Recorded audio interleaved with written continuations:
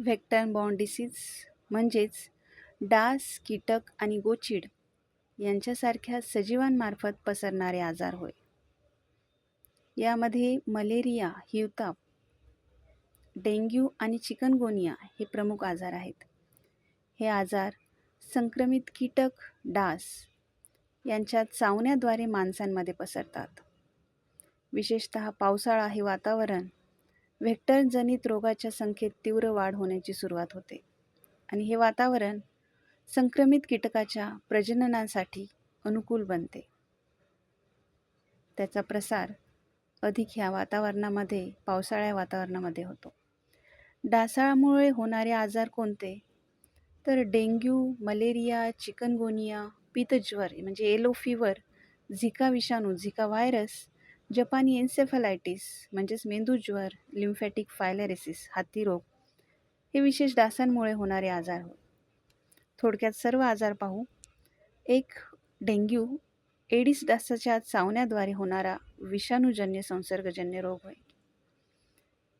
लक्षणे यामध्ये डेंग्यू तापाला हाडे तुटल्याचा ताप असेही म्हणतात, कारण यामध्ये कधीकधी तीव्र स्नायू आणि सांधेदुखी होते, ज्यामुळे हाडे तुटल्यासारखे रुग्णाला वाटतं. तीव्र डोकेदुखी, डोळ्यामागे वेदना, मळमळ, उलटी आणि छातीवर, पाठीवर किंवा पोटावर लाल पुरळ सुरुवात होते आणि पूर्ण अंगावर आणि चेहऱ्यावरती ते पसरते. दुसरा आहे मलेरिया, हिवताप म्हणतात त्याला.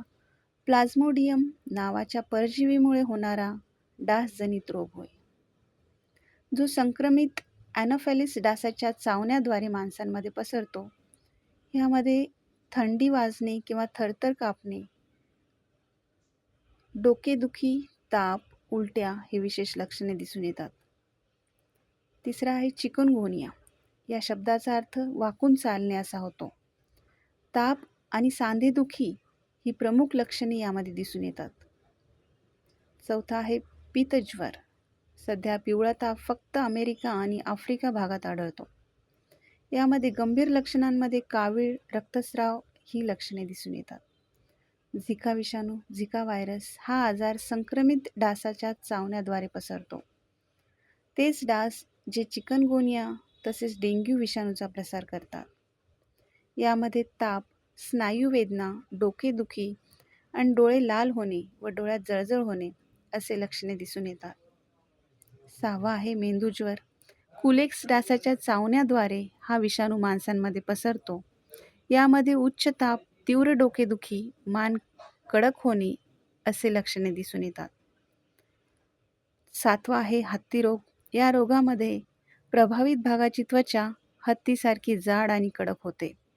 या रोगामुळे हात आणि पाय मोठ्या प्रमाणात सुजते.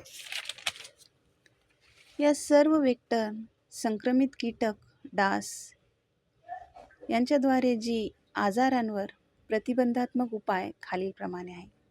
1. पाणी साचू नये. घराभोवती टायर, कुंड्या किंवा खड्ड्यामध्ये पाणी साचू न देणे.